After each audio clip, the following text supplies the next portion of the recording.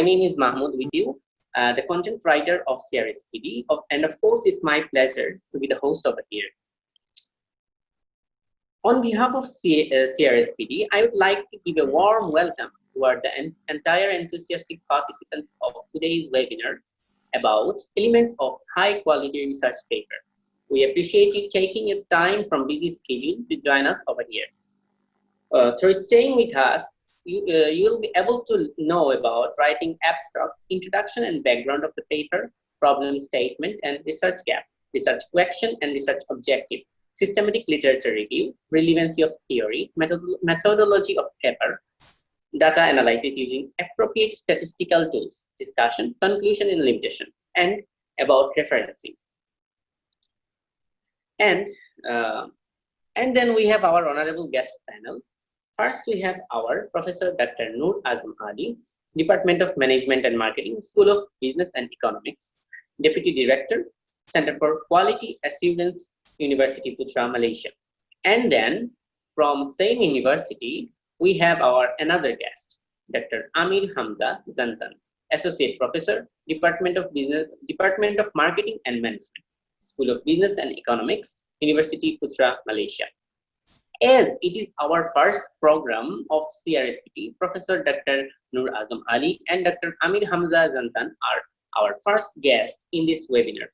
A special thanks goes to you, sir. In this session with us, we will have our speaker, Dr. Muhammad Mizanur Rahman, Department of Business Administration, Director of Center for Teaching, Research and Publication, CTRP, Metropolitan University, Sylhet, Bangladesh. In addition, Dr. Rahman has already published 60 quality articles in various famous journals. Moreover, I would like to introduce resource person of CRSBD who are present over here. They worked really hard in organizing the webinar. Here we can see our speaker and all the members of CRSBD. Dr. Mizanur Rahman is the speaker in this webinar, and Mahmoudul Islam Chowdhury, I am the host over here. All our members of CRSBD worked really hard to arrange the program. A special thanks goes to you. So my dear audience, long wait is over. Before kicking off our event, I would like to notify that we have said we will take only 100 participants in this webinar. But because of high demand of you and you were highly interested about those webinar, we needed to break our rules and we took nearly 200 participants in this webinar. So now I would like to start the main part of the webinar.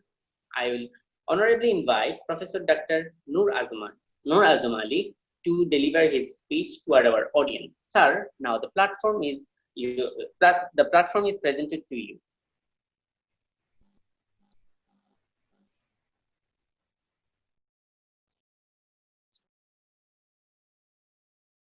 Bismillahirrahmanirrahim. Assalamu alaikum, and thank you very much, Mr. Chairperson, for this seminar. And welcome to you all participants. I can see at the moment 72 participants has been in the Zoom webinar now. Thank you very much for being around, and thank you very much as well for the organizers to invite me as one of the speakers for the session.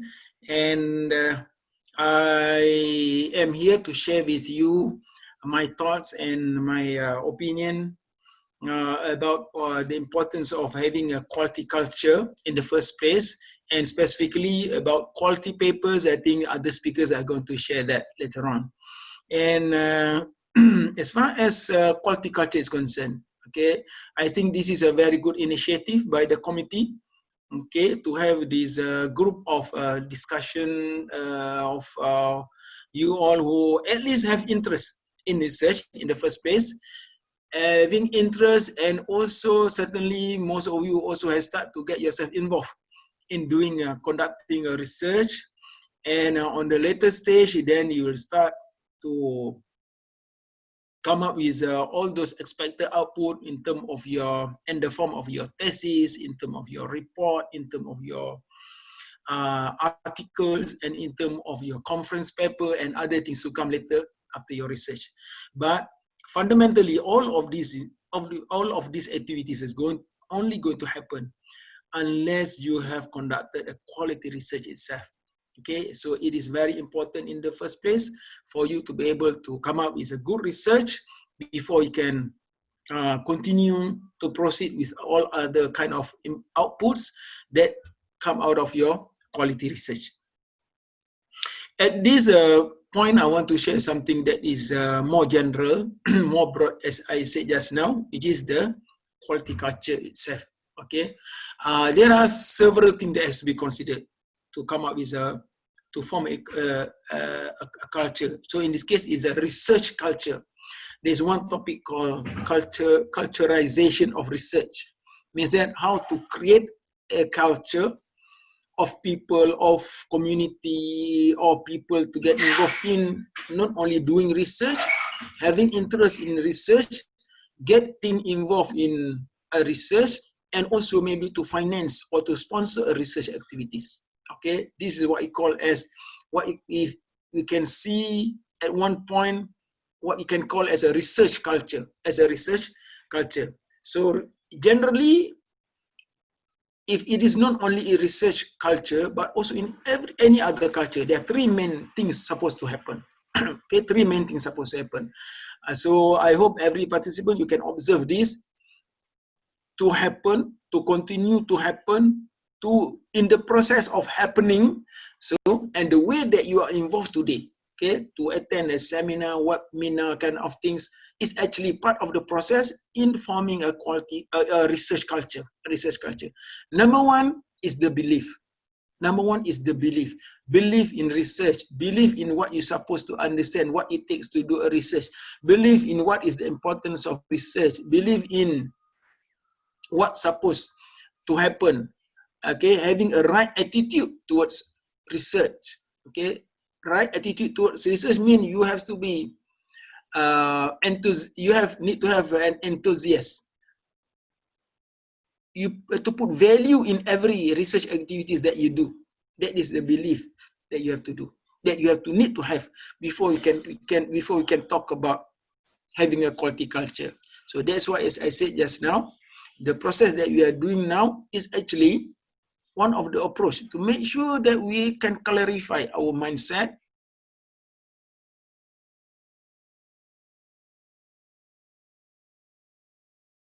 in our life.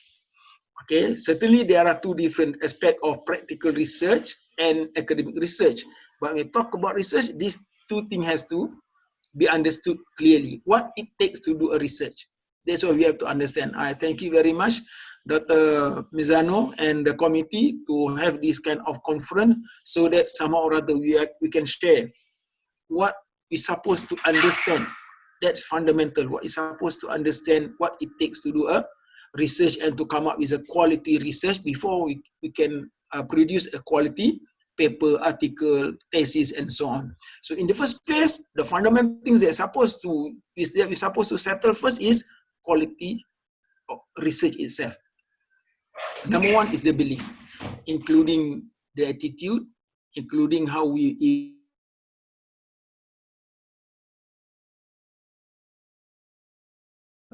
research. What is the element of quality research? That is the right belief that you're supposed to have. Okay, this is one of the good exercise that you are doing now. Somehow or other, there's no shortcut in doing research, because research is a process. Research is a learning experience. Research is something that we have to go through one stage to another stage. That's why the right belief is only happen after we really understand what it takes to do a quality research. Number one is the belief. Number two is the behavior. Okay, I repeat again, I'm still talking about how to create a research culture. Number one, the belief. Number two, the behavior. What is the behavior? The element of act, the element of action, the element of doing, the element of practical, the element of hands-on, the element of practicality of doing a research itself. Okay, I think most of you have registered yourself, either doing postgraduate or whatever research function. So the act of registering or doing research is actually the second part. Okay, many people has a plan to do postgraduate studies, okay, but not yet register, means that the act is not happening. Many people know how to do research, but they're not actually conducting a research.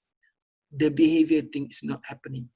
Many people, okay, can evaluate other people's research and so on, okay, can read a lot of research article, but until they actually do the research, then the research culture is there. Then only they will experience research. Then they will learn something. Then only they will appreciate what will come out of a research. Okay, so the second thing is the element of act, element of action, element of behavior, element of practicality, element of going through the process, element of understanding what activities need to be happen, and what are the activities need to be done, conducted, and what I said just now is the element of doing itself. So unless we can see people are doing research, then only the research culture is going to happen. Number three, the element of what you can say is norms. What is a norms? Norms is when everyone is doing it. Norm is every component of research community is actually getting involved with the research activities and so on. Okay, for example, means that research culture is not only going to happen if it is only going to be done by the researchers only. Researchers need to get other people to involve. For example, the higher institution need to have a policy, need to have an allocation, need to have a center on research. So then only it will support the researchers' activities. The community, for example, when you want to identify a respondent, so the respondent, who are the respondents who are going to give you feedback, fill up your questionnaire, give you the information, share with you the data, kind of things. Those are the community, including the practitioners, the industry, and maybe the general public. Can you see how much involvement is required to create a norms of people who actually can contribute, participate in doing a research? Okay. Number four is the sponsor, financier. Either it come from the government or come from institution, come from the industry. So someone need to invest in research. So unless we can have all of these parties getting involved in the research activities, then only we can talk about a research culture has exists in a particular institution, in a particular community, in a particular country. Okay, so this is a process. What does it mean? A process means that one activities after any activities need to happen. Then only we can create all these kind of things. So all participants, you are part of the process. Okay, when we talk about belief, behavior, and norms, you are part of the process. You are part of the system in creating a research culture. So a research culture is something that when we are getting into the culture already, we'll enjoy doing it. We are part of the community. So when everyone is doing, when everyone appreciate what we are doing, when everyone understand at least what we are doing, then we can get all the cooperation from all parties. Okay, somehow or other, it is still a big challenge. Okay, it's still a big challenge, but a culture cannot be created in a short term. There's no shortcut. Okay, there is as I said just now, we talk about norms. We need participation from several parties, or if it is not all, but it is not just the researchers who are going to create a research culture.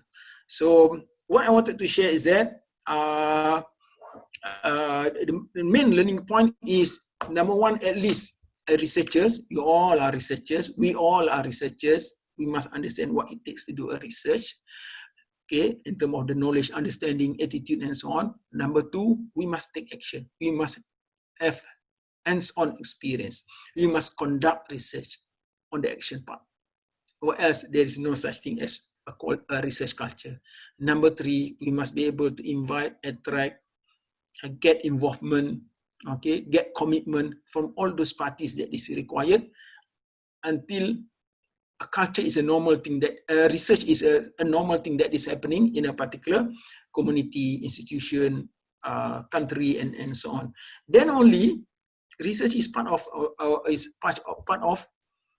a common thing that is happening in a particular community and so on. So when we all, I mean,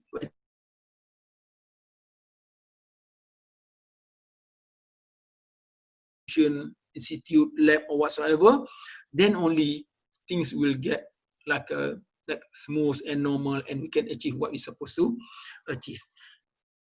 And then only we will enjoy doing quality research. Then we enjoy doing quality research mean everyone that every activities that we are doing, somehow or other, can get full cooperation from every parties. If you need money, if you need sponsor, we have the sponsor. If we need data, we can simply get participation from other parties to give us, to share us, to even one of the main challenge of researchers, okay, for example, students who are doing PhD and so on, even when you want to distribute your questionnaire, to get response on your questionnaire is a main challenge. But if the research culture is there, we will face less problem, because people will be willingly to participate in your research and share data, share information, and share whatever that you need, so that everyone can enjoy their research activities and can achieve whatever the research objective is all about.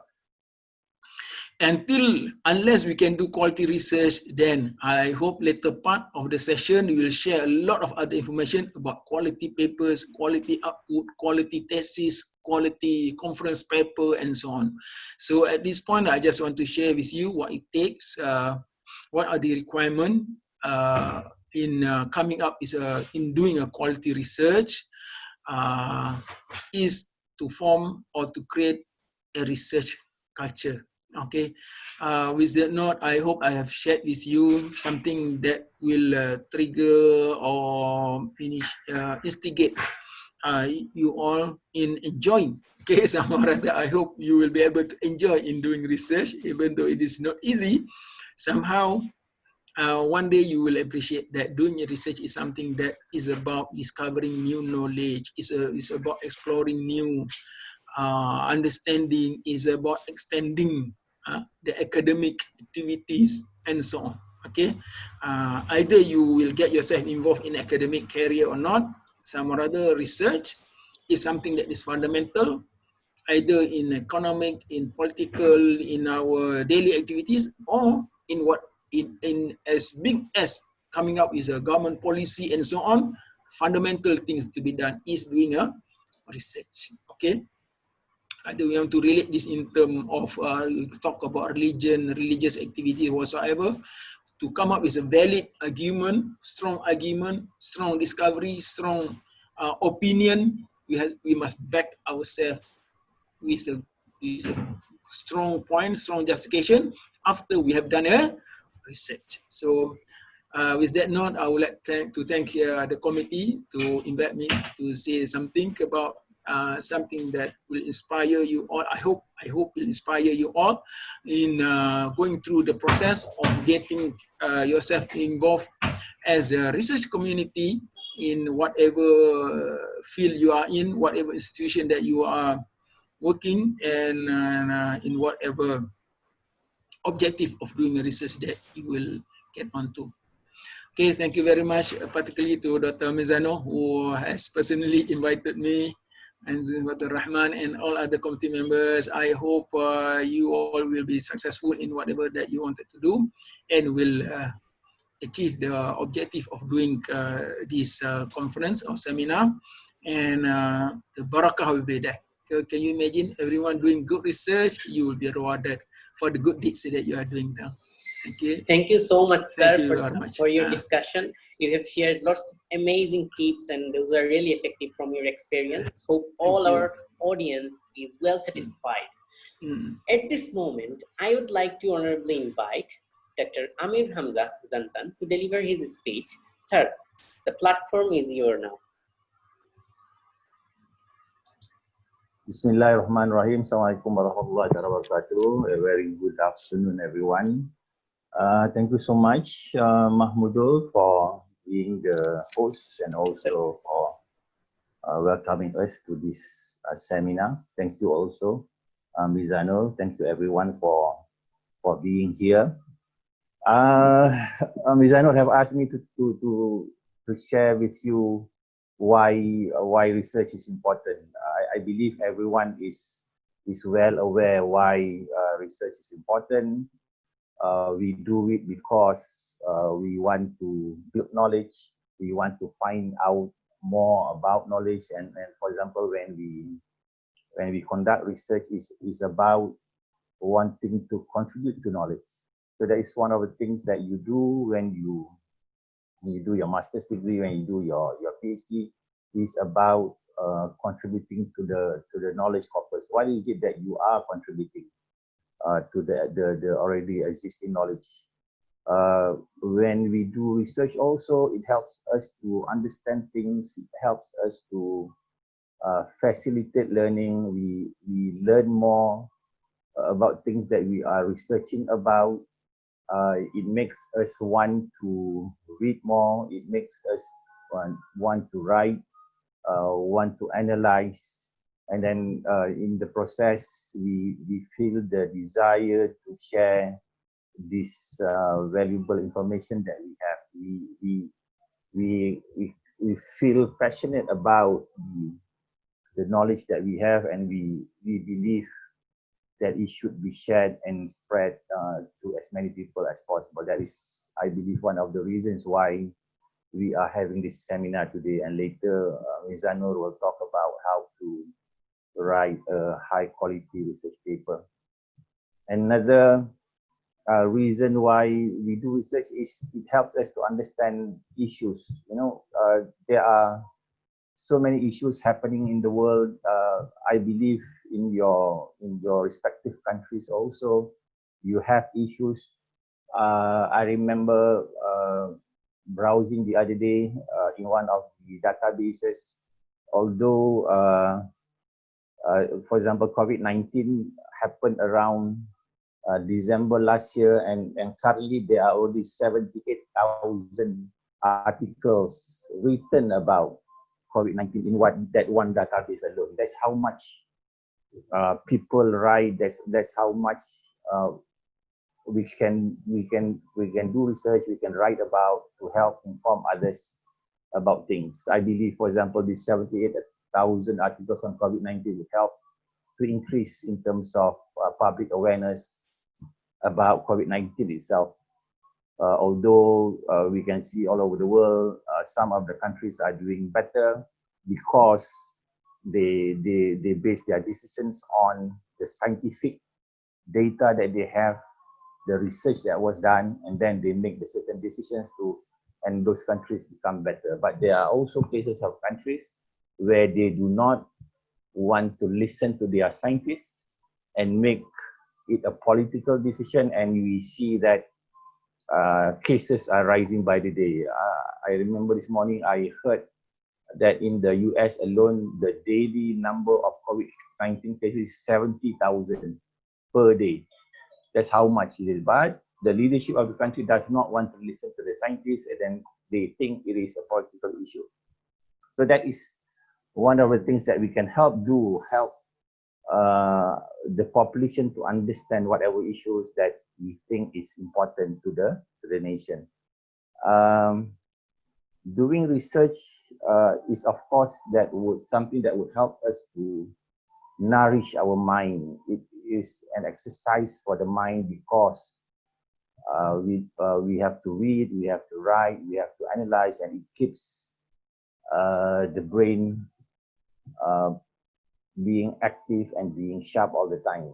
A good case in point is our former Prime Minister. He is 95 years old, but one of the things that he does is to read every day, and although he's 95, his mind is sharp, and he's able to analyze many things. So I hope today you would be able to learn, you'll be able to share, you would benefit from the sharing by Mizanur, and you will be able to later write papers that will contribute to the knowledge that we already have in our respective fields.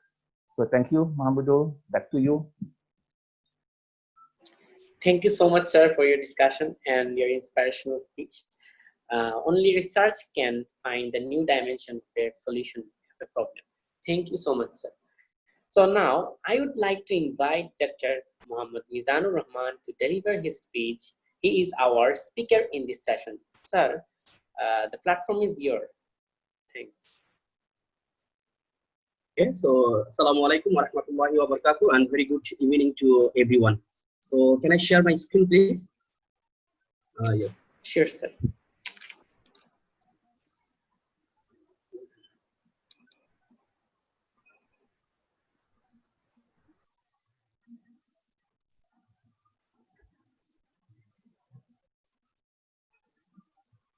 Is it okay for you, everybody, please? The slide is clear? Yes, sir, the slide is clear. Yes, sir. Okay. Assalamualaikum warahmatullahi wabarakatuh, and very good evening to everyone. Actually, I particularly special thanks to all of the today's participants. Actually, I will try level my best to share some of my opinions regarding research. And before that, I especially thanks to actually two of my honorable professors, actually Professor Dr. Noor Azman Ali and Associate Professor Dr. Amir Hamza Jonathan. Okay, so today's our first session is actually the session consists of the elements of high quality research paper. So step by step, actually, I will try to discuss all of these things. So if anybody wants to write a quality research paper, what are the essential elements are required? I am sure that everybody you know about this thing, but actually I will try level my best to make it more easier so that you can easily understand, and hopefully that you will be able to write a good paper after having this seminar. Okay. So the first slide is basic concept about research. Now, if we see that research, and if we just make it focus on this word research, we will get two important words. First one is re, and second one is search. That means, what is the meaning of re? Re means actually repetitive or concurrent, that is happening regularly. And search means you have to look something, and in order to reach, in order to get something. Okay, that means if we just combine two words, you have to search something repetitively or concurrently in order to reach a particular solution. Then simply it is a research. Okay, but if we go to the formal definition of research, we will see that research is a systematic collection, analysis, and interpretation of data. That means you have to collect data. After collecting the data, you must analyze the data, and after analyzing data, you will get findings. That means interpretation of data. For what? For solving certain questions or solving a certain problem. This is the basic idea about research. But what is research paper? When you, can publish your findings in a good reputed journal, then it will come research paper. That means research and research paper is not same thing. After completing your research, if you cannot publish from a reputed journal or from a good journal, ultimately it will not turn into a paper. Okay, so our fundamental objective after this seminar, actually after this webinar, that we should do research and publish from a good journal, a reputed journal. Then it will be a research paper. Now, main structure or elements of a research paper. Everybody know that in every good journals and every reputed journals, they have some different structures of a paper. But this is the common structure of a research paper. That means these four components are must. You cannot ignore any of the components. But if we just look at the shortly, then we can say this IMARD, IMRAD.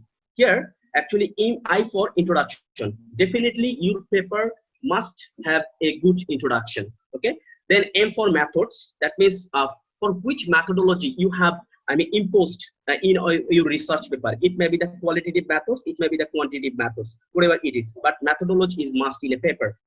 Then results. Definitely, after completing your data analysis, then you will get some results or findings. And A for end is not essential here. And last one is D for discussion. This is really, really important.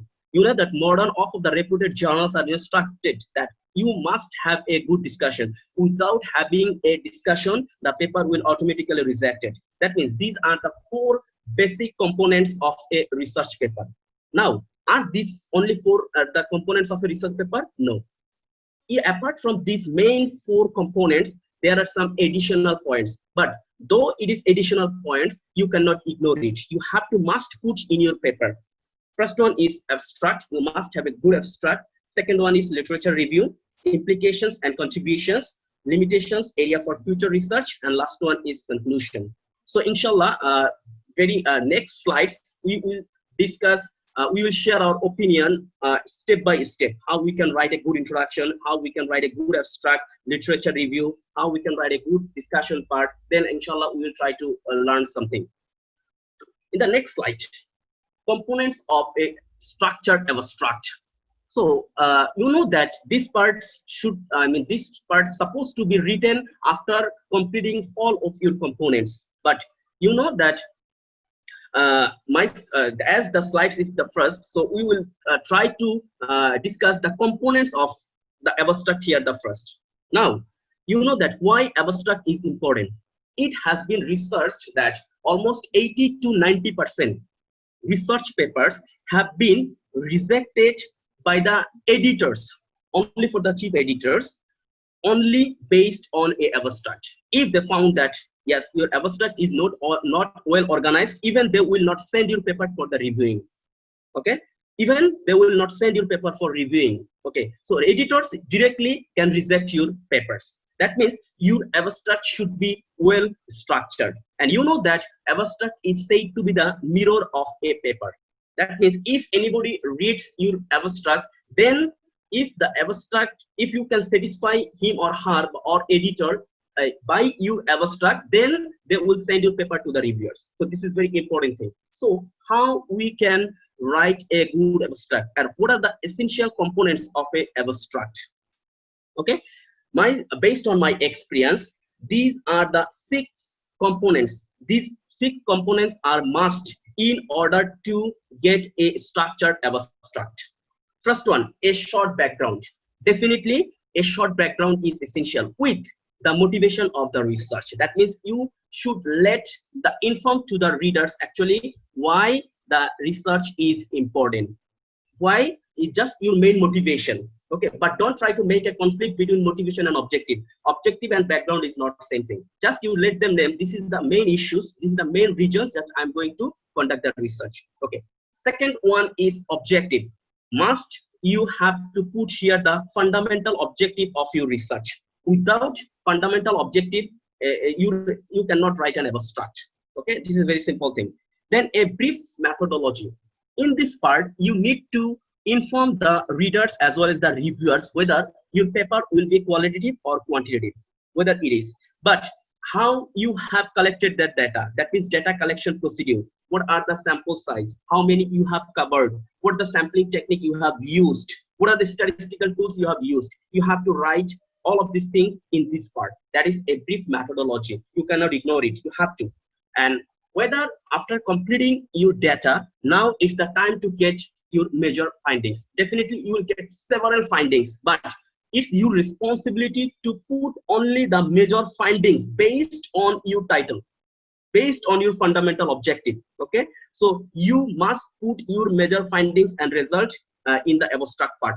And after completing the major findings and findings, now it's time to give you the implication of the findings and recommendations. What does implications? You know that modern research do not support the implication for the managerial or like things. You should try to give the implication of theory as well as implication of practical or managerial. Then you should focus on 2. But you know that sometimes abstracts, the word limit, there are some word limits. So if it is happen, there are word limits is too short, then you can only focus on theoretical implications if you use the theory in your research. Otherwise, you can go for the managerial implications.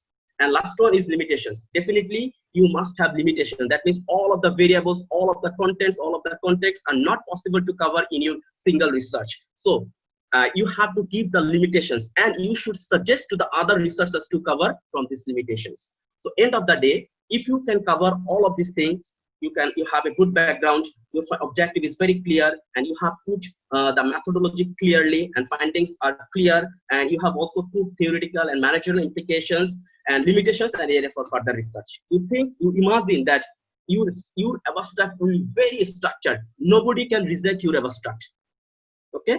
Now the question is that so many researchers actually ask the question that what the limitation of an abstract. Actually, there is no answer about the limitation of the abstract. You know that you have to totally depend on the journal guidelines. If the journal asks you to put 150, you have to write 150. If it is happened that in the last paper of mine, actually I submitted in MRL, the requirement was even it can be more than 300, no problem. So I have to write almost 300 in my good abstract. So it totally depends on, the journal guidelines. So is it clear to you? Please, can you share me that whether you are listening me or not? Yes, we can hear you, Dr. Okay, thank you. Now, introduction. You know that based on my experiences during my PhD as well as writing a paper, this is the most difficult part of a paper, introduction. Okay, and I really still struggle a lot. To write a structured introduction. Because this is really tough. Okay, now, so our objective is to make it more easier and more formal. Now, my request is to you that if you can follow these 6 components, then you will get, end of the day, you will get a structured introduction. First one, background and motivation. Okay. Now, you should inform to the readers or reviewers what is the background. That means, for example, you are doing a research like corporate governance or like work-family conflict. Okay. So you should, inform to the readers that what was the previous condition of work-family conflict or corporate governance. Now, and what is the existing condition? That means you have to let them inform the previous condition and the present condition, and in which basis, that means in which present condition you are doing the research. That means the motivation of doing research. That means you have to find out the really a good motive to conduct a research. That means you should start with the background and motivation in the introduction part. Second one is content and context of your topics. Sometimes it is called rationality of the rationality of the research. Content means what are the conditions and what are the variables you are using. You know that this is not an easy task. Sometimes we unnecessarily select some variables, but these variables may not suitable for this research. That means your variable selection should be very appropriate, and you should clearly justify why these variables have been selected here. Okay, and you should clear concept to the readers or reviewers about your used variables. This is called conditions or content. And contents means who are directly and indirectly involved. That means who are your sample size, in which area you are covered. Just few days ago, I submitted a paper, and they told that why only the private universities, why not public universities, why only academicians, why only academicians of private university. That means you must give a strong justification of your sample selection as well as area of selection. Okay, that's why I have written here justification of their involvement. Okay, so you must give a strong justification for selecting your sample size and area of your research. That is called context of your research. So when you will finish your content and context after background. Okay, now number 3 is problem statement and gaps. You know that this part, problem statement and gaps, are called the heart of a research. You know that during my PhD, when I wrote my problem statement and I saw my supervisors, doctor, can you see my problem statement? Then my first supervisor actually, who has gone for the retirement, she always told, your problem statement has a problem. Your problem statement is a problem. That means I didn't know how to arrange the problem statement and identify the gaps. Okay, so uh, uh, after this slide, actually, we will learn how to select your problem statement and gaps. And for your kind information, I want to say that after today's session, we will learn only the theoretical knowledge about how to write a good paper. But we have a plan actually to focus on the practical example based on this theoretical knowledge. That will be the different webinar. So today's webinar, just we will learn about the theoretical things. But practical things after this, based on this slide. So practical things we will learn from the another webinar because the time limitation. So in the next slide, we will learn about how to select the problem statement and gaps, but you cannot ignore it. Without problem statement and gaps, if you try to submit a paper, no, they will not accept it. This is really, really crucial stage, problem statement and gaps. So next slide, we will learn how to select a problem statement and how to identify the gaps. Then application, you should describe a little bit application and contributions, who will be benefited from this research. You should let them know, the reviewers. And last one, after selecting the problem statement and gaps, I'm repeating, after selecting the problem statement and gaps, now it's your responsibility to find out some objectives in relation to your research title, in relation to your research problem and gaps. Okay, this is the last part, but this is not a last part. Modern good publishers and researchers, actually journals, are suggesting that end of the introduction you should give a good arrangement of the paper. That means how you have how you are going to the next step after arrangement, after introduction. That means after introduction, I am going to do the literature review, and literature review consists of two parts, like theoretical literature review, empirical literature review. And after completing that, I will go for the methodology, and end of the day we have written a conclusion. This you should mention a arrangement paragraph. That means the reader will understand how you have designed your whole papers. Is it clear? So first you must start your introduction with the background and motivation. Then you must cover content and context of your topics. Then problem statement and gaps, research gaps, application and contributions, objectives, and arrangement of the paper. And I'm sure that if you just follow these 6 basic components, end of the day you will get a good introduction. So research questions, objective, and hypothesis. I've just put all of these things together. Research questions, objective, and hypothesis. I have an intention why I have put all of these 3 things in a single slide. You know that research questions, objectives, and hypothesis are interrelated. That means what the research questions are, your objectives must be based on your research question. And what are the objectives of your hypothesis must be related to your objectives. That's why in the last part of this slide, I have written that research questions, objective, and hypothesis are interrelated. Okay, now only in this topic, I'm just discussing about the objective, how you can select a good objective. Okay, your objective, first criteria, your objective must be related to your gaps and problem statement. That means you cannot ignore your problem statement and gaps. That means you have to formulate, you have to try to develop your objective based on your problem statement and gaps. This is really, really important. Okay, unnecessary you just formulating some hypothesis or objectives. There is no relevancy, there is no relationship between problem statement and your gaps, or like objective, no value. Okay, so your objective should be related to your gaps and problem statement. And the objective must be specific and clear.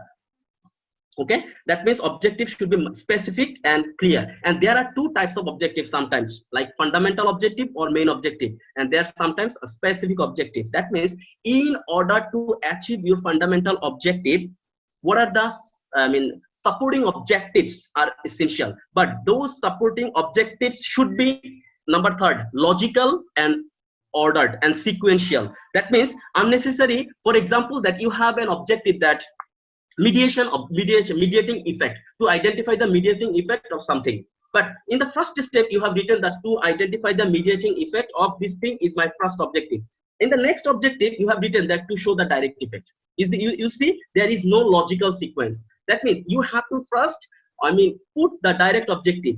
Then you are allowed to go for the indirect objective. That means your objective should be logical and ordered sequential in relation to your problem statement and gaps.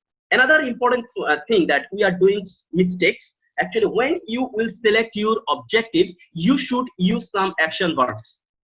Okay, different action verbs. For example, you have 4 objectives. Okay, now each of the objectives you have written that to find out, to find out, to find out, to find out. It looks too odd, you know, that's why you have to use different action verbs. For example, the first one to investigate, second one to describe, third one to identify, and another one is to measure, to compare. Okay, so based on your nature of the objective, you have to use different types of action verbs. Clear? Now I should go for the gaps and problem statement. Before starting this thing, or I mean slides, just I will repeat almost 3 times in a single sentence, and you need to keep on your mind. If you want to really, I mean, design your problem statement and gaps very organized way. Remember it that all gaps are problem, but all problems may not your gaps. I'm repeating again, all gaps are your problems, but all problems are not your gaps. Okay, what I'm saying, I will repeat it again. All gaps are your problems, but all problems are not your gaps. Okay, now how you can design a good problem statement? You know that rather in a good paper, they will not more focus on the problems, rather they will look for where are the gaps. And you know that all of the gaps are problems. So if you can identify the gaps clearly, definitely you just fulfill the problem statement. You just fulfill the condition to get a problem statement, because already I told that all of the gaps are problem statement. Okay, now what is problems? You know that if you do not do the research, or if you do not focus this issue, what are the possible problems? This is simply the problems. Okay, so you need to know that, for example, my research area like work family conflict and well-being, okay, and work-life balance. And if you cannot make your life well balanced, then what are the problems? What might be the problem? This is the part of the problem statement. This is the simple thing. But now I already mentioned that your fundamental objective will be to focus or to find out the gaps clearly. Now, what is gaps? Gaps means that you didn't focus. Still, the researchers didn't focus in this particular area. That's why I have written here that yet to be focused. That means it's your responsibility to focus on this particular issue. That means other researchers have done it, but didn't do it. But it's your responsibility to find out their gaps and try to fill up their gaps by setting some objectives. Now, when you will select your gaps or identify your gaps, you need to focus on 3 things. This is very important thing. Number 1, context. Number 2, content. Number 3, theory. Sorry.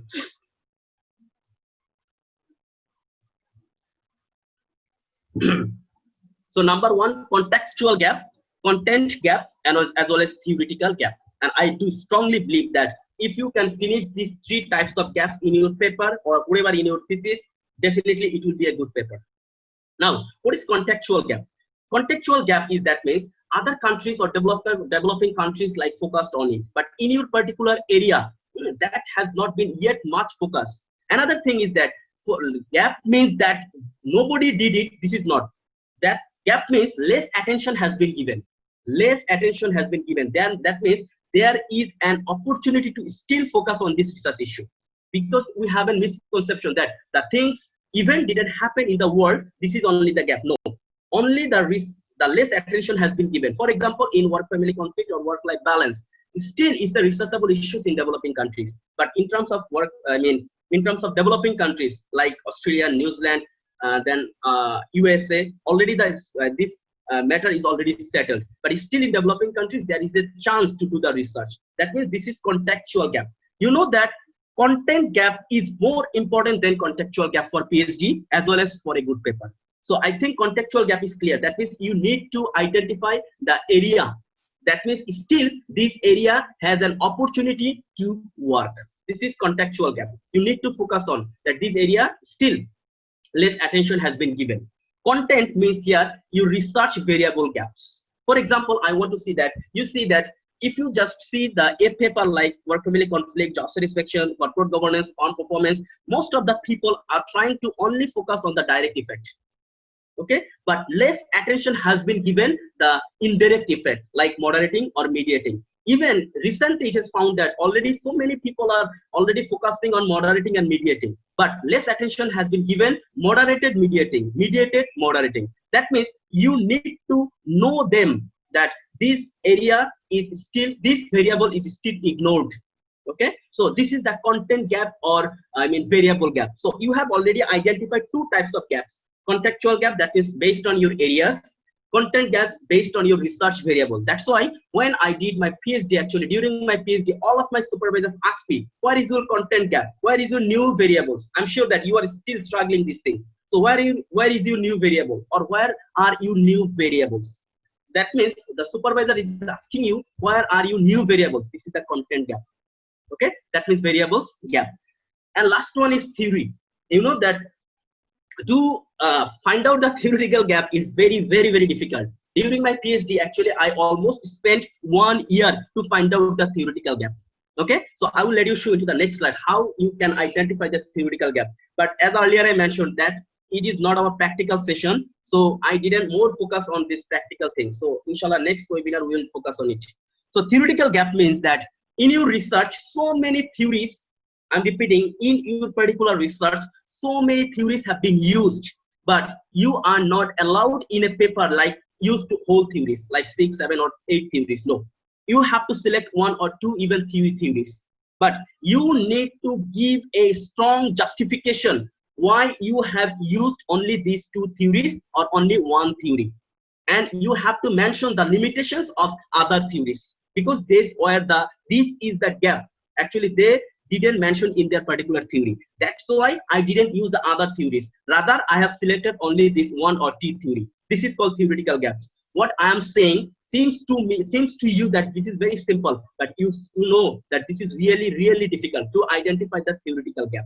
So if you can identify the contextual gap, if you can identify the content gap, if you can identify the theoretical gap in a single paper, I'm sure that your paper will be very good and nobody can reject it. Okay, so this is the general speech of the gaps and problem statement. So still, if you have any problem in the end of the session, just you can ask me the question. Literature review.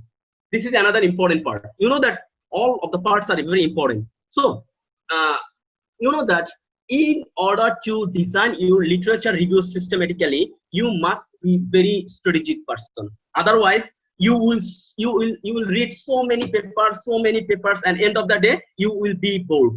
Then you cannot identify which paper is important, okay, and which things I can take it from this particular paper. That means you have to be very carefully, not only carefully, you have to be very systematic in terms of, I mean, designing your literature review. And first one is skimming.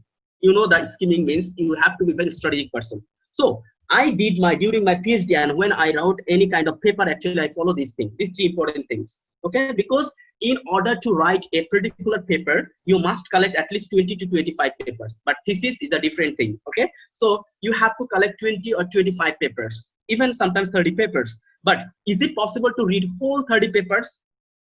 Yes, I did during 2016. I read the whole papers. Even I couldn't find the important things. Okay, for example, just one paper consists of 6,000 words, and I have read almost I took almost 4 hours to complete the papers. And after reading whole of the papers, I found that yes, this paper is no relevant, just is waste my time.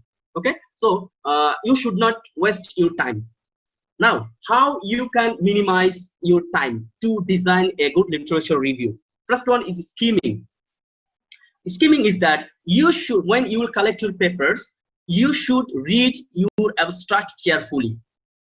Okay, why I am telling it? Because as earlier I mentioned in the very second slide in my presentation that an abstract usually consists of 6 important components. If it is a good paper, I am repeating, if it is a good paper. But if the paper is not published from a good journal, maybe you cannot get anything from the abstract, like objective and finding something else. But if it is well structured paper, definitely you will get 6 important things in a abstract. And in the abstract, you have found that yes, it's a quantity paper, and you are also doing the quantity paper. That means I should read the paper. And in the last part of the abstract, you found that in the first part of the abstract, you found that this is the fundamental objective of the paper, and your objective is almost similar to him or her objectives. Then you should read the paper.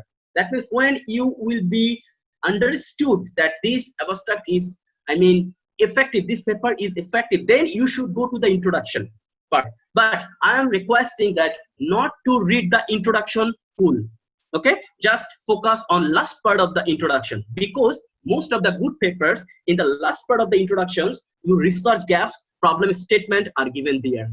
Okay, I'm sure when you will read it in the last part of the introduction in a good paper, you will see the problem statement, gaps, as well as the fundamental objective. And if you see that yes, this is very relevant, then no need to go for the findings, no need to go for methodology, directly go to the limitations and area for future research. Why? Because their limitations, remember it, their limitations is your gap. So in their limitations and future research, further for research, they mention what they mention. This is your potential gaps. This is your potential gaps. So if you think that yes, it is a very good gap, then you can proceed on. You can just read the paper. You can just sort out the paper. Yes, this paper is very important. So I will just focus on this thing later. Another paper, read the abstract carefully. Last part of the introduction, limitation and area for further research. You know that this skimming procedure is very, very important. It is said that if you are a good skimmer, then you should not, be a problem to design the literature review. Now, after skimming, when you will write your own literature, then you have to follow these three, chronology. First, conceptual literature review. Second, theoretical literature review, and third one is empirical literature review. But in a thesis, it's possible to write this way. But in a paper, you cannot give that conceptual literature review, theoretical literature review, empirical literature review. No. In a paper, you have to write, you have to cover everything, but without the heading. Just for your better understanding, just I put here the heading. Like conceptual literature review. What does it mean? You see, I have written here, need to focus on only the basic concept of your research variables. That means how many variables, how many issues, how many components you have taken in your research. You should let the readers or editors to know clearly what are the basic concept about your research variables. Okay. For example, corporate governance, work-family conflict, HRM practices, these are your issues. You need to mention it very clearly, okay, in the literature review part. But in this part, you are not allowed to show any kind of relationship among your variables, okay? When you will be able to find out the variables, I will let you show. Then another one is theoretical literature review. You know that some of the journals actually now instruct that when you will design your literature review, please try to focus first in theoretical literature review. Okay, but I have designed it in my own way. But still, if you think that you can also first focus on theory, you can do it. Just give me 1 minute.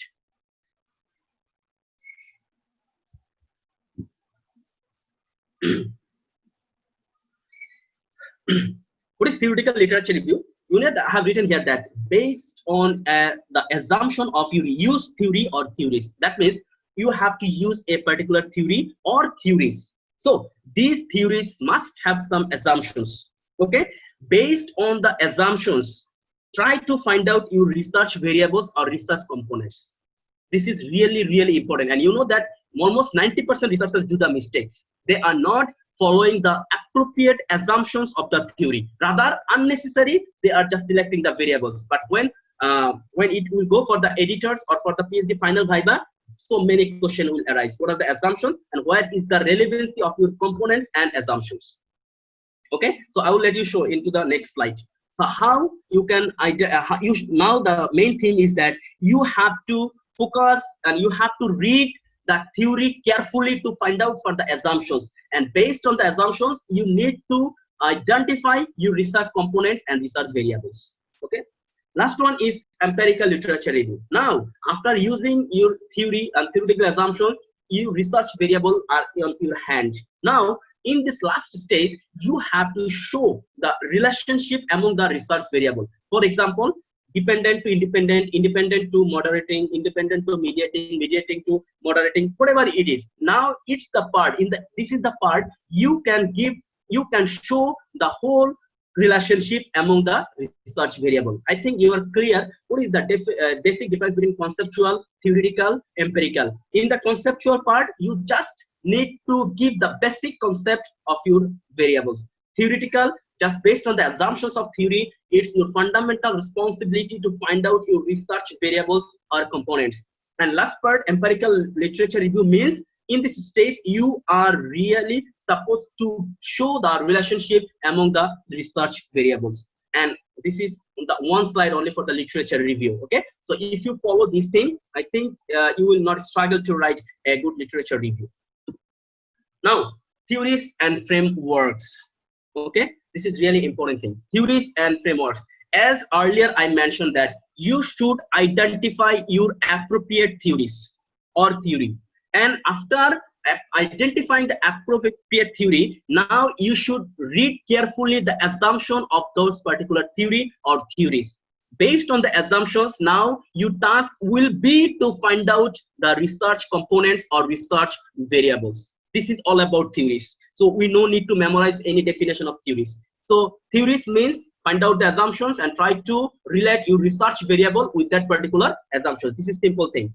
But frameworks means there are so many frameworks. You know that during my PhD in Malaysia, I just conducted so many workshops, and so many participants asked me that what's the basic difference between theoretical framework, conceptual framework, research framework. These are the basic questions. Okay, so my request to you that as today's seminar webinar is only research paper, so we will focus on only research framework. It is always suggested in a paper you should not follow the theoretical framework or conceptual framework. Rather, you should focus on only the research frameworks. So I will let you show what is the basic difference between theoretical framework and research framework. Okay, but framework, you see that framework provides an explicit explanation why the problem under study exists and showing how variables are related to each other. That means it's a pictorial view. That means you have to sketch, or you have to sketch a picture, and in that particular picture you have to show the variables in relation to your theories. So theories and frameworks are different things. But as earlier I mentioned, frameworks are three types usually: conceptual, theoretical, and research framework. But today we will know only for the research framework. Now, theory. You see that I have used in my research area, actually I have used only two theories in my whole papers. Okay, work family border theory and conservation of resource theory. So before selecting this theory, you know that in work family conflict and well-being related research, there are so many theories. Okay, there are so many models. But why I have selected only these two theories? Okay, and before coming this issue, I had to mention in my paper, in my thesis, that these are the limitations of other theories. That's why I didn't use the other theories. Rather, I have selected only two theories, like work family border theory and conservation of resources theory. Now, why I have to go for two theories? Why not one theory? In the final viva during my PhD, they asked me why only two theories? Only one theory is enough, but why you have used two theories? I will let you show. You see that in my research, actually there are two independent variables. Now, both independent variables and dependent variables are covered by the first theory. Okay, that means work family border theory. But in my research paper, actually I had to use another variable, that is intervening variables like moderation as well as mediation. And work family balance, work family support was my moderation as well as mediation. Okay, you know that work family balance and work family support both are situational resources.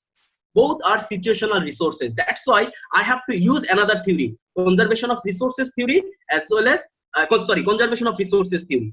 But if it is only direct effect, like work family conflict and well-being, and if I select conservation of resource theory, immediately my paper will be rejected, because there is no relevancy to select conservation of resource theory. I should only select work family border theory. But in my research, as I have used work family balance and work family support, which are situational resources, then I have to look for another theory. I found that conservation resource theory is more appropriate. You know that you see that there are two theories, and all of my variables are covered by two theories. But in a paper and in a thesis, you are not use these types of framework, two frameworks. You have to use one framework.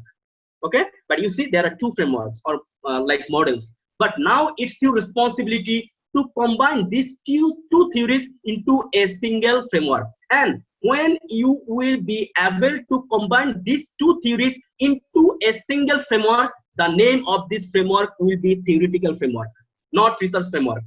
I just repeat again, when you will be able to combine these two theories into a single framework, this framework will be called as a theoretical framework, not research framework. Now it's my responsibility to combine these two theories into a single framework. This is, you see, theoretical model or theoretical framework, whatever it is. And you see that I have written here that arrow, conservation of resource theory using, I have found work family balance. Conservation of resource theory used work family supports, but work family conflict and family work conflict used by work family border theory. This is theoretical framework. But have you seen any objective here? Have you seen any hypothesis here? No. So when you will fill your hypothesis, fill your objective by putting some hypothesis, it will turn the research framework. So I think you got the idea, the difference between theoretical framework and research framework. So into the next slide, I will show what can be the research framework. And as earlier I mentioned, in a paper, usually don't try to show the theoretical framework. Rather, you should show only the research framework. That is it. Research framework. Now I have put all of the hypotheses here. Maybe here 7 hypotheses. You see 1, 2, 3, 4, 5, 6, 7. Okay. So I didn't put here any theoretical relevancy here. You see, no theoretical relevancy. But in the previous slide, in the previous part, I have already shown the theoretical framework. But research framework, when you will put all of your hypotheses based on your objective, this is called research framework. So it is very essential to understand the difference between research framework and theoretical framework. I think you are clear.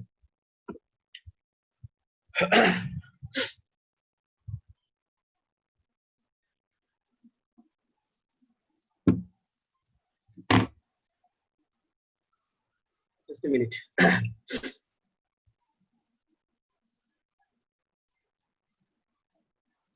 Okay. After completing all of this theory objective, now it's your part to develop your methodology. Okay. In basic, actually, this is not the webinar for the methodology. So in future, maybe after this ETH, actually, we have another plan to make a webinar on methodology. So you know that in a methodology webinar, actually, it will take whole days. Okay, whole day. So just I will give you the basic idea about the methodology. You cannot ignore these components if you want to write a methodological systematically, right? First one, you need to focus on research design. Before that, you should focus on research purpose like ontology, epistemology, research paradigm, okay? Then research approach like inductive research, deductive research, whatever it is. But today's session is not like that. But you have to start from the research design. You must focus on research design. You must focus on population, sample size determination, sampling technique, data collection, adapting measurement of scale, pre-test and pilot test. So you should focus on these important issues in your methodology. Now, I'm focusing on only 1 or 2 slides on methodology because this is very important thing. Sampling technique. You know that almost 80% researchers are struggling to select an appropriate sampling technique. Okay. But before that, just you can read it: population sampling, sampling frame sample. I think you have a very good idea about these things. So I no need to, describe all of these things. Rather, you can go for the either probability sampling or non-probability sampling. You know that these 2 types of sampling techniques. So out of these 2 types, there are almost 10 different types of sampling technique. And out of the 10 different sampling techniques, it's your responsibility to select 1 or 2 sampling technique. But if you select only 1 technique, this is single sampling technique. But if you use 2 or 3 sampling technique in a research, simple research, this is called multi-stage sampling technique, which is most difficult. So today's session is not like that. So for example, you have used convenience sampling and someone is used stratified sampling, but just you have mentioned that I have used stratified sampling in your research paper. This is not enough. You have to give the proper justification. Why stratified sampling? What are the relevancy to use stratified sampling in your paper? Okay, why you have used convenience sampling? You have to give a strong justification, and without having a strong justification, unnecessary, if you select any sampling technique, end of the day, it will not be a fruitful research. Okay, so my suggestion is to you that whatever you will select, that must have a good justification. It might be probability sampling, it might be non-probability sampling. Usually non-probability sampling is used for, usually, I'm repeating usually, qualitative research. But probability sampling, I mean for the quantitative research, but sometimes convenience and judgment sampling also can be used for the quantitative research. So as I promised that I will take another session for the methodology. So in future, inshallah, we'll discuss in details. Sample size. This is another question, common problems. So, brother, what should be the sample size? What is the size is essential. You do know that just I always follow in the modern pattern. That means the reference of Higher et al. 2016. That there are three conditions like 15 respondents per parameters. Okay, parameter means how many variables you have, and under the variables how many items you have. For example, you have 5 variables, and each of the variables contains of 3 items. That means 5 into 3, 15 items, and 15 items into 15 respondents. That means it will be your sample size. This is very traditional, and Higher also suggested it. But if you have an intention to use either covariance-based structural equation modeling or PLS, then 100 to 150 are enough for sample size. If the reliability of your sample size is too high, it's more than 0.9. If the reliability is more than 0.9, then you can conduct your research using 100 and 150. But if you know that to get the high reliability is very difficult. Sometimes that's why if it is happened that if it is more than 150 to 400, this is very, very enough. But still there in internet, if you look the internet based on your variables, based on your parameters, based on your effect size, whatever it will be, small effect size, large effect size, medium effect size, there are so many, there are so many instruments to use the sample size. But you know that when I use this calculation in my thesis or in my paper, they will ask almost 1,000, more than 1,000 sample size. It's very difficult. That's why if you follow these Higher Ringel 2016-17 articles, they suggest if your respondents are 100, more than 150, that is enough. But there is a question: if the unit of analysis is industry or farm, then the different thing. So when I will do methodology section, I will discuss it. Okay, but I am telling about only the people, only the employees of 150 and 400. But if I tell you that 400 industry, it's not fair. It's not fair. Okay, so depend on unit of analysis, the number can be varied. This is all about sample size. Major components of data analysis. I'm just focusing on quantitative purpose. So basically, we will do another webinar on qualitative. Okay, so whatever is quantitative, actually you need to maintain all of this chronology, especially for the 1, 2, 3, 4, 5, 6, 7. Okay, these 7 things must. That means you have to enter your data accurately. If you just so many mistakes to enter your data, unless ultimately your result will be, your result will not be good. Then you have to consider the missing values, outliers, normality, demographic profile. Factor analysis is the different thing. Okay, so when you will select factor analysis, you must have a good justification, because EFA and CFA is the different thing. EFA means exploratory factor analysis, CFA means confirmatory factor analysis. So in a same research, you should not use EFA and CFA in a same research. If you use, you must have a good justification. Okay, like it's the different thing.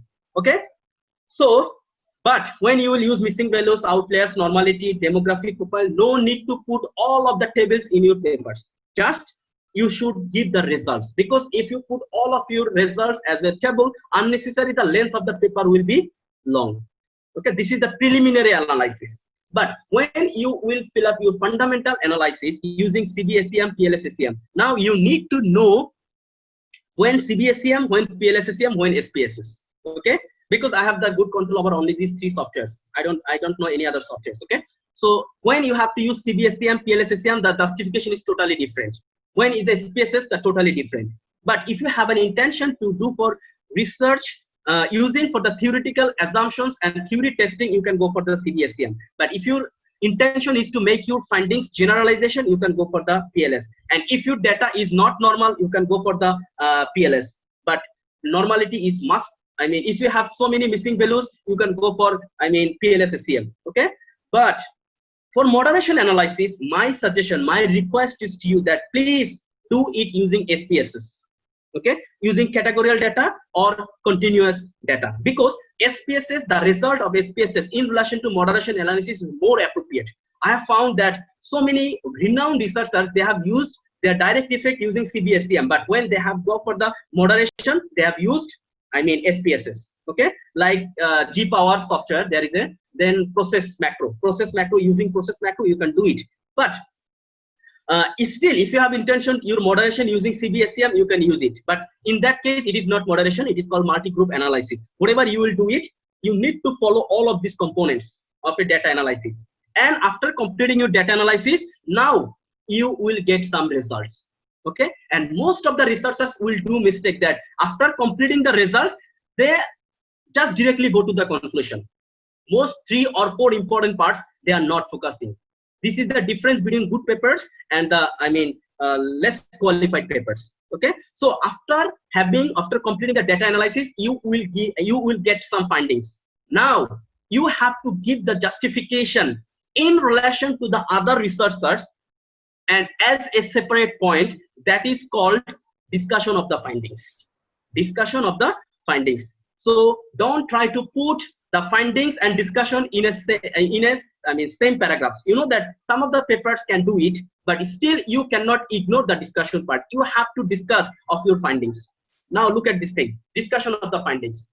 I have already said that how you can design your discussion of the finding. I have just put one of my findings in one of my papers. Okay, and another paper, another things, most of the researchers in the world, they are worried about the findings of the research. You know that when the hypotheses have been rejected, they are becoming too worried. Even during my PhD, I almost 4 of my major hypotheses were rejected. Then I went to my supervisor, doctor, I found that 4 of my major hypotheses are rejected. What will be my situation? Then my doctors or my supervisors told, don't worry about this thing. Okay, if your hypotheses have been rejected, no problem, just try to find out some references, and if you still cannot finding the reference, you have to give the strong justification, strong explanations why this thing is happened. Okay, this is the discussion of the findings. For example, hypothesis 5, it is rejected. Okay, and the hypothesis was that work family balance might mediate the relationship between independent and dependent variable, but I found that work family balance does not mediate. That means already my hypothesis has been rejected. Not only that, it violates the theoretical assumption, because theoretical assumption said it's a resource. Okay, and it can mediate, but my result shows it does not have any mediation effect. Then what will be the situation? Don't worry about this. You know that if these types of result, if you can find in your research or in your paper, then it's more chance to accept, because this is totally a new thing. Okay, but if your all hypotheses are accepted, for example 5 or 6 hypotheses, and all of your hypotheses are accepted, then the editors or the examiners of the PhD supervision, that where are your new contribution, because it is already proved, it has been already proved, so where are your new contribution? So then when my supervisors told that, don't worry about that thing. Okay, so I was too relaxed, and then I tried to find out the proper explanation why this thing has happened. Okay, based on the earlier literatures. But one of the findings of my papers, actually I didn't find any support of the references. In case of that, I must put some strong justification, a strong explanation why this thing has happened. Okay, this is called discussion of the findings. You must have a good control over your discussion part. You know that this is one of the most difficult part in a paper, and if you can discuss your findings clearly, a new way, that means there is a huge chance to accept your papers.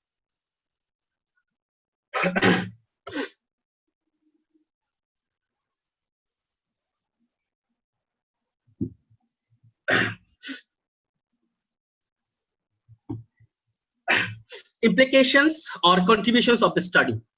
Okay, this is another crucial part. Implications and contribution study, actually this can be actually 3 ways in a good journals. As earlier I mentioned, few days ago I got a corrections from a good journals from MRL. They told that you have to put 3 types of implications or contributions. Then I asked, I know about 2, but what is the third one? They told that theoretical contribution must, managerial contribution must, and last one is methodological contribution.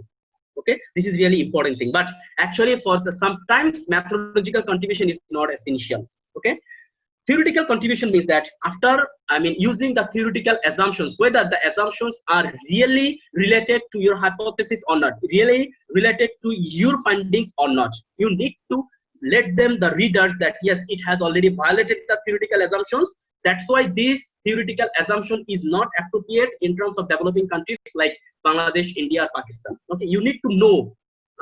And practical contribution, actually, what is it? Practical contribution means who will be benefited using your findings, who will be you benefited. Okay, this is just practical example. Okay, so when we'll do practical webinar, actually you will let know the in details how you can design the good theoretical contribution and practical contribution. But theoretical contribution basically focus on the theoretical assumptions, and practical contribution usually focuses on who will be benefited. Another thing is limitations and future studies. This is really important thing. Okay, so what you didn't cover in your thesis or in your paper, what you didn't cover, that is your limitations. And apart from the limitations, it is your suggestions, it is your responsibility to give suggestions for other researchers to cover this area. That's why I have written here that limitations and future studies. That means based on your limitations, you have to give some suggestions for the other researchers that if you do this, you can just cover this limitation. For example, in my paper, actually, I focused only the educational institution. That means private educational institution. This is one of my limitation. Okay, so my suggestions can be, okay, fine, I want to make a comparison between the educational institution and other service related people, other service, for example, banks. So what the work family conflict is more, whether bank employees or academicians, that can be happen. That means you can make a comparison. This is my suggestion. And if now anybody wants to work based on my suggestion, this is my gap, and he can just fill up this gap. That's why it is limitations and area for research. Okay, for example, I have used only quantitative technique in my today's webinar, but this is my limitation. But I can suggest to you that yes, in future we can make another qualitative research webinar, or we can just make a mixed method webinar. This is limitation, and you should know, your readers or your editors, that how the people can overcome from these limitations. This is very simple one. Limitations and future research. Though it is a very simple one, but you cannot ignore it. You must focus on this thing. And last one is conclusion. Okay, conclusion means that when it's one kind of summary of your whole things. Like you, in the conclusion part, if you follow these 4 things, I think you will must have a very good structured conclusion. Okay, like if you have just interpret and summarize of the findings, that means you have already summarized your findings and just interpret that what are the major findings and what is the finding meanings, what is the significance of the findings. And another one is that you should let them the theoretical contribution and practical contribution, and based on this thing, you have to give some suggestions or recommendations. And last part of the paper, you should maintain, last part of the conclusion, actually, you should highlight your fundamental limitations and how the authors or readers, or especially the other authors, other researchers, can overcome from this limitation. And if you just focus on these 4 important things, I think you will get a good conclusion. Citations and references. You know that this thing, actually, citations and references actually vary from journal to journal. Okay, so you have to totally depends on the guidelines of journal. But the most important thing that we are more focusing on references, but we are not more focusing on citations. You know that some of the journal citations style is totally different. Though references style is same, but citation style is quite different. So you should more focus on both citations and references. The references can be the different ways, like American Psychological Association, MLA, Harvard, Chicago. But you know that now, like Rootless, they are just practicing the in-house practice. That means they have just created their own style.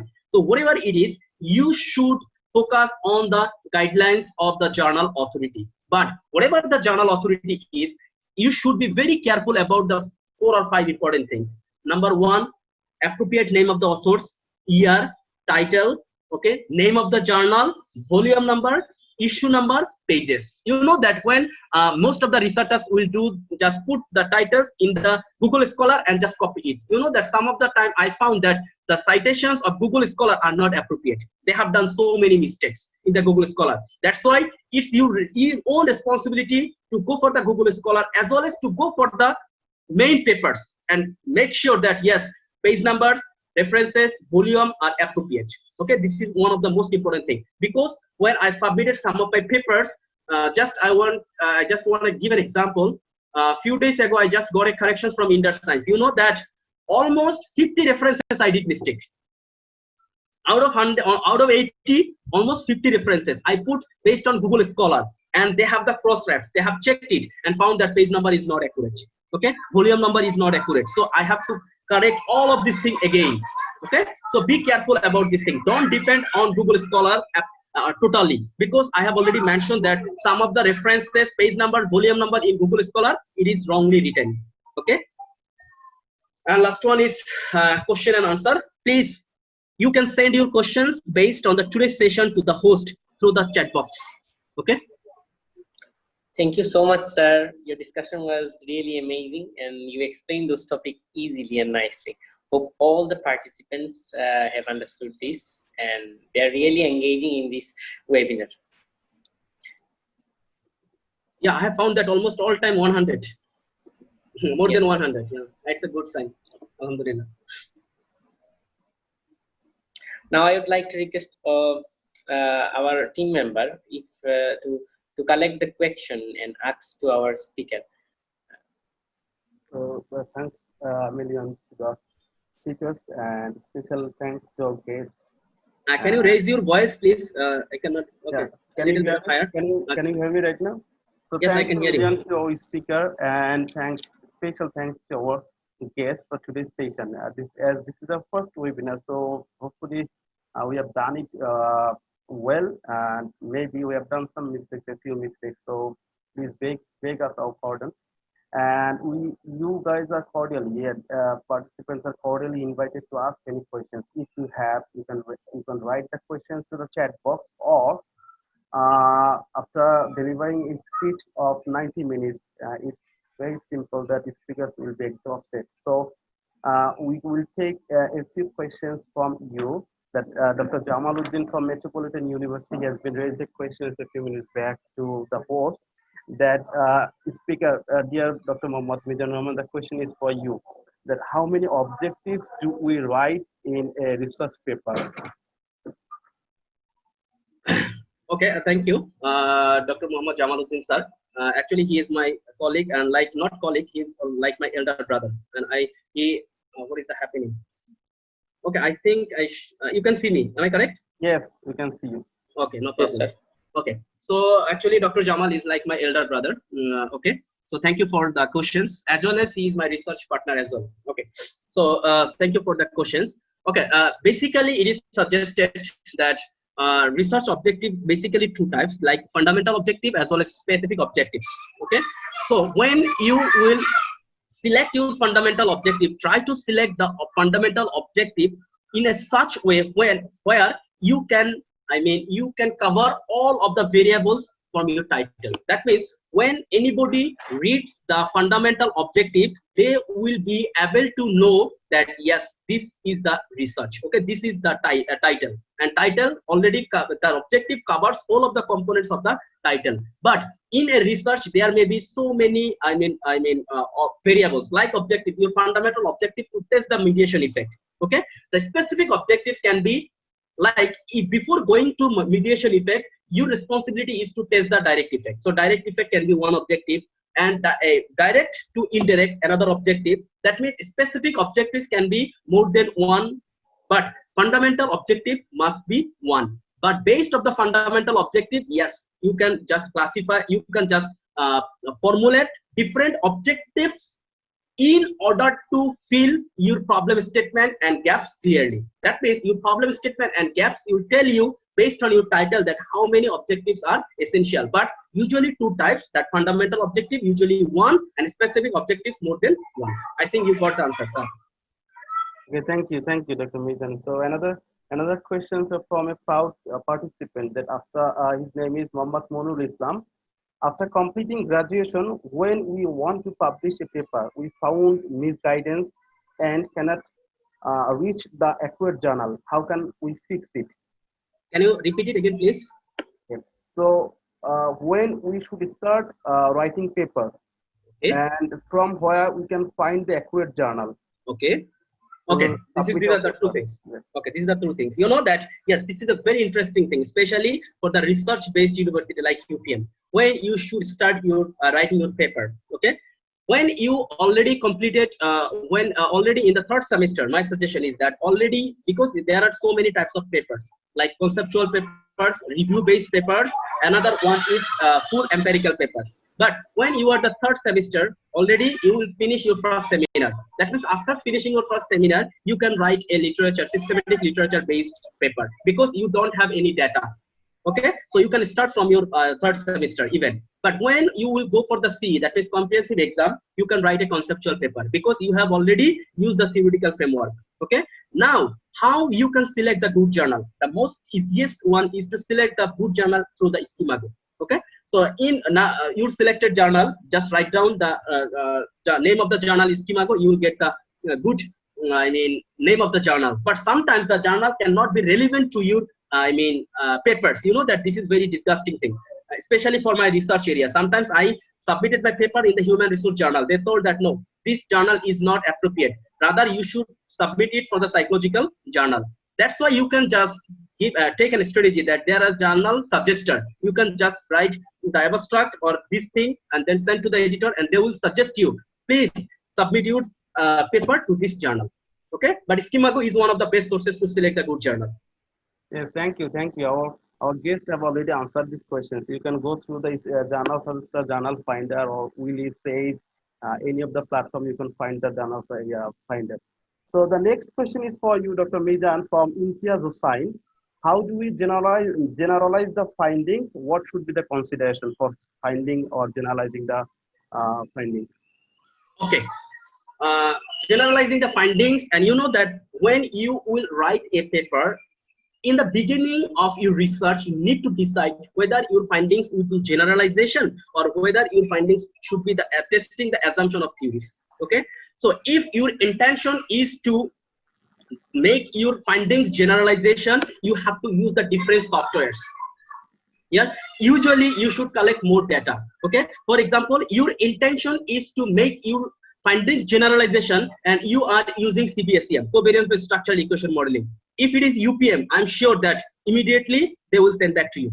Okay, go and just rework on your thesis. Okay, go and, but yes, there are some good journal also, there are some good publisher also that they will check it whether your intention is testing your assumption or generalization. But if your intention is to make generalization, please try to collect a little bit of more data and try to focus on like SPSS or PLS, not CBSEM. I think you got the answer. Okay, thank you, Dr. Mizan. So if we want to take some more questions, if we allow us, then the question is from Shaharul Islam. How to select accurate theory in my research? That's a very interesting thing. You know that this was most struggling part to write a paper, not only paper, to write a thesis. Okay, so it's your responsibility to find out all of your theories. Remember it, all the theories, whatever used previously in relation to your title or in relation to your variables. Now you should read those all theories carefully and try to find out the limitation of some theories and try to select an appropriate or two appropriate theories based on your objective, based on your problem statement. This is really, really hard because just I can give my example. During my PhD, actually, I had to almost analyze 5 or 6 models. Okay, and 6 or 5 or 6 theories, but I found that I need to explain why I didn't use these theories and why I didn't use these models, rather why I have been selected these 2 theories. These 2 theories, selection of these theories, you have to very, very carefully. You can discuss with your supervisor and you can discuss with your other people. For example, for my case, actually I discussed with Dr. Jamal to find out my theory. Okay, so you have to be depend on some experts. Okay, that's why I always suggested to submit your paper into the good journal. When you will submit your paper in a good journal, definitely the editors are very expert. Just I want to give an example. I submitted one of my papers in Work, Employment and Society, the WOS, Work, Employment and Society, in a state journal from National University of Singapore. The editor gave me so many corrections. The length of my paper was 18 pages and she gave me the correction 7 pages. You see, that means 18 pages paper, whole paper, and she gave me 7 pages corrections. And she told that this theory selection is not appropriate. You can go for this theory. Even she sent me some good journals that this theory you can get some support from these journals. So that's why my suggestion, you should write some quality research paper and try to submit it very top journal, because their editors are very expert. So editors will suggest you, or any expert will suggest you to select a good appropriate theory. I think you get the answer. Thank you, Doctor. Thank you, the speaker. So the next questions are from Nafizur Rahman. He is a student of Bangladesh University of Professionals. His question is, should we use the subheadings for research gap and problem statements separately, or should we just include a paragraph mentioning the gap or problem? This is really an important question. Okay, so my suggestion is, don't try to make subheadings in a paper. It's not a good way. Okay, just try to make a different single paragraph where your problem statement and gaps are put. First example, the introduction, usually introduction, first background, then motivation, and third paragraph, usually third paragraph, okay, usually contains of research gap and problem statement. Don't try to put in the separate headings. And if the journal authority asks you to put the different headings, it should be in introduction, but it does not look good. Rather, you can just make a good paragraph. Okay. So should we take another questions, Dr. Mizan? Yes, no problem. No problem. So the question is from Bello Mahmoud. His question is, what are the differences between the three gaps: content, context, and theory gaps? Okay. Brother, another thing is, just I'm telling you within a short period of time, but in the next webinar, when I will give you the practical example, then you will be more clearer. Okay, content gaps means actually in your particular area. For example, you are working in Nigeria. Okay, like still the work-life balance, work-family balance is a burning issue in Nigeria, because this thing is not happen in Nigeria seriously. That is a context gap. But content gap is that whether you have a new research variables or not. Okay, whether you can put a new variables like moderated mediation or mediation moderated, okay, and like 3-angle moderation. Okay, this is the content gap. And last one is theoretical gap. As earlier I mentioned, you need to criticize the other theories. Why you didn't use the theory? Why this theory? This is the theoretical gap. But I'm requesting you that please try to attend our next seminar, whether it is the practical, then it will be more clearer to you. So hopefully we can finish our question and answer session. One more last question from our student. Actually, he is Muhammad Abdul Muhaimin Mahadi. How do I know when my literature review is finished? This is from a personal interest. I am asking the questions to you. Okay. You know that when you will able to focus on the 3 chronology, like you have already given the proper justification all of your concept, research variables, then theory, it's okay, fine. Then empirical literature review. That means you are able to show all types of relationship among your research variables. Then you can understand that literature review part is over. Okay, so thanks a lot, Doctor. So many participants are frequently asking questions. So we have some time limits. We are requesting all of our participants to ask the questions if you have. So would you please visit our page? We will upload these slides as well as the recording video to our page. Then you can write your questions there. We will try to answer all of the questions. Or even you can send us your questions to our email ID. Then we can definitely write the answer and send it to you. Thank you all of the participants. And thank you for all, and I hope that maybe this is the first time actually in my way. I mean, with my online platform. Okay, but during my physically, I took so many seminars, but it's, you know that in online platform, this is my first time, so I may do so many mistakes. Okay, you can disagree something with me, but please take it positive way. And if you just encourage me in future, actually, we are going to arrange so many seminars with some experts from other countries, inshallah. So stay with us, okay? Inshallah. Thank you. Assalamu alaikum wa rahmatullahi wa barakatuh. Thank you, sir. Yes, Mahmoud.